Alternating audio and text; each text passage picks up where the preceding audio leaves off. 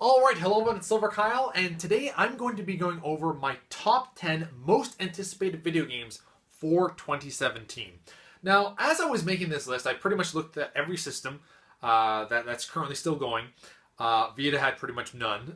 There was actually one game there that I was like, this kind of looks good. There's a game called God Wars. Not God of War, God Wars. That's a tactical RPG. That looked kind of interesting a little bit. But not enough to make the list. Anyway, there wasn't really a lot of games that I was super interested in. Whereas previous years, there would be like 20 or 30 games that I'd be like, oh god, I want all these games. I would rarely ever get all those games, like especially if it was like 20 plus. I probably didn't get them all, but I'd be looking forward to them. I'd be like, oh, I'd like to play that. I'd like to play that. Whereas this year, there isn't as many. I do know that E3 is going to have a slew of new games. But I feel that right now there's just really not a lot. As previous years, there would just generally be a lot more. Anyway, there's a lot of games here that I'm still very much excited for, and I'm going to go through them. Starting with number 10, which is Mass Effect Andromeda. Now, I've only played the first Mass Effect, and I did enjoy it, but I got to a point where all of a sudden I was stumped. Not stumped, but I was just like, I had to go traveling. And I didn't want to travel. For whatever reason, I traveled, and I was like, nah, the game lost its allure. It was so dumb that I stopped playing for that reason. I really want to get back into it and beat the first one, beat the second one, beat the third one.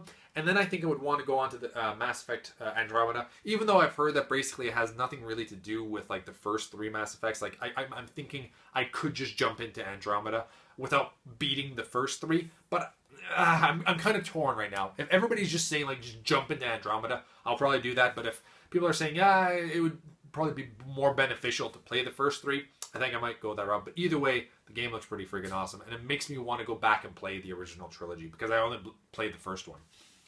Next up, at number 9, is more so a game that I'm looking forward to, and that is a 3DS game called Story of Seasons, Trio of Towns. So this is the sequel to Story of Seasons, which is the spiritual successor of Harvest Moon.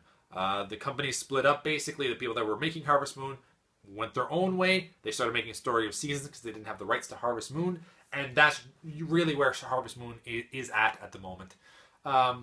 And the game looks fantastic on the 3DS. It looks like such a big upgrade from the original Story of Seasons, which is awesome in my opinion. Like, it looks like a really good handheld game for Harvest Moon. The best handheld game that we've ever seen, probably, because it's actually in like a 3D environment.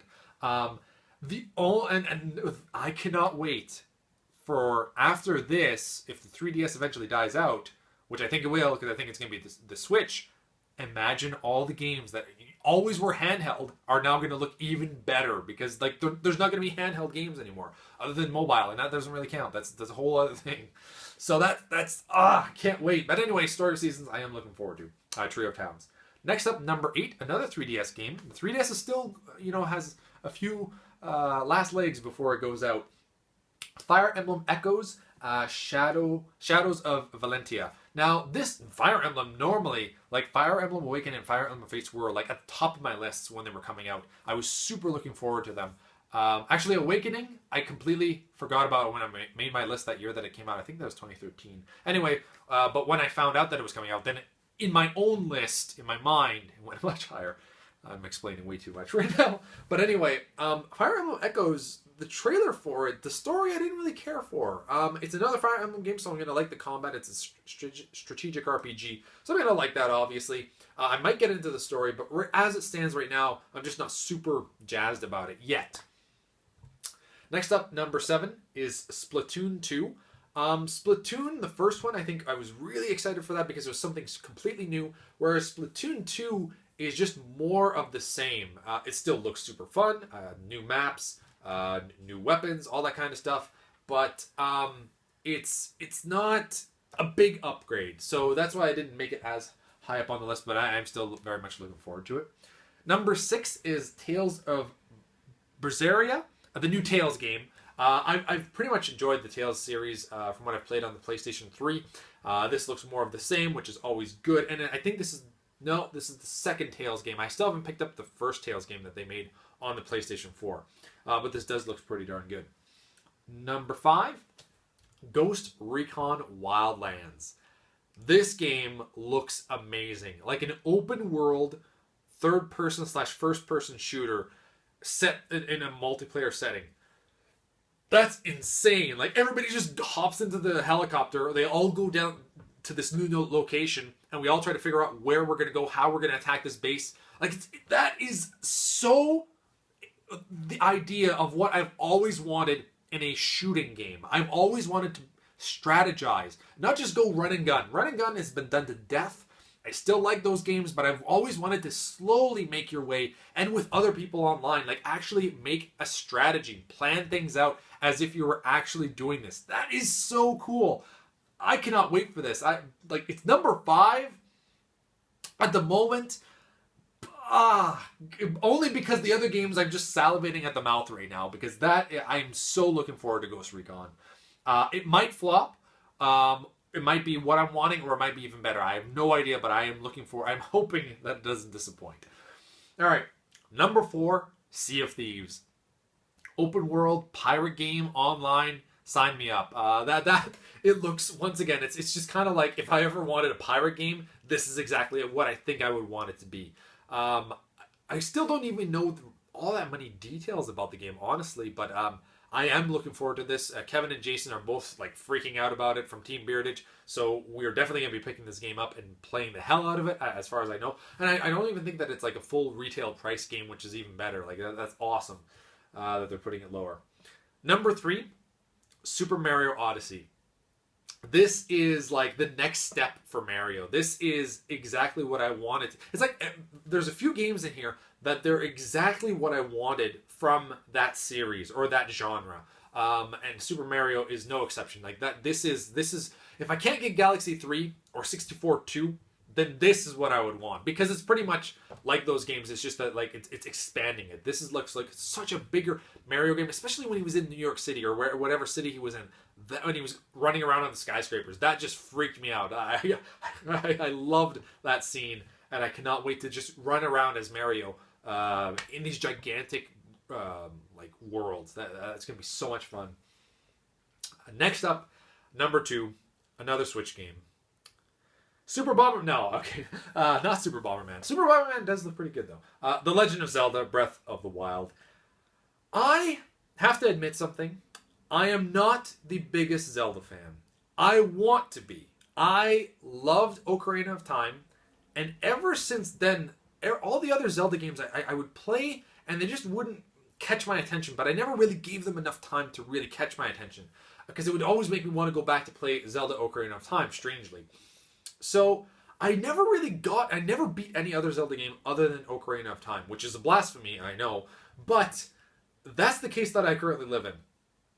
And Zelda Breath of the Wild is, once again, I think this is the definition of games that I would want. Ghost Recon, if it holds up, that's going to be exactly what I want. But as it stands, from what I've seen from Breath of the Wild, they've shown so much. It's an expansive world. It's like Skyrim with Zelda. This is amazing. And I like that you can see kind of like in the distance all these different areas, and you can see, okay, I'm going to go there, I'm going to go there, I'm going to try this place out. And then you can make your way to the end game slowly. Or you can just high route it basically and just go right towards it. I'm sure you'd have to pick up a few things before you can just go and kill the last boss, unless you're an amazing player, which is possible. But I like that there's all these options, but it's really the expansive world that they have. It's just like there's so much more that you can do. It's a really true open world Zelda game. Ocarina of Time was an open world game, and I think people freaked out. I did when I first played that game. But there was a lot of nothing. Like, it was kind of like just run from this area to another area, but there's nothing really in between. Whereas this game, like, there's tons of options. It's going to feel like like you're actually in Hyrule. So that is the reason why I'm so excited for this. And I think that now I'm going to become finally the Zelda fan that I've always wanted to be. And now my number 1 game that I'm looking forward to. And we haven't really even been shown any gameplay. I think there was a very short trailer that showed a little bit, and that is Red Dead Redemption 2. I just love Rockstar games. As you can kind of see, I like open world games, and Rockstar has been nailing it ever since Grand Theft Auto 3. So they're the masters of that domain, and I loved Red Dead Redemption. I like Red Dead Revolver as well, and pretty much all the Grand Theft Auto games. So the return of a Western, like, we haven't been in the Red Dead series for 7 years now. That is crazy. That is how you do a sequel. You don't make a sequel the following year. You wait years afterwards, because then you've been wanting to play this for so long. And I cannot wait. Like I said, I haven't even been really shown any gameplay, and I'm freaking out. I cannot wait for this game. Those top 5 games that I have: Red Dead Redemption 2, Legend of Zelda Breath of the Wild, Super Mario Odyssey, Sea of Thieves, Ghost Recon Wildlands.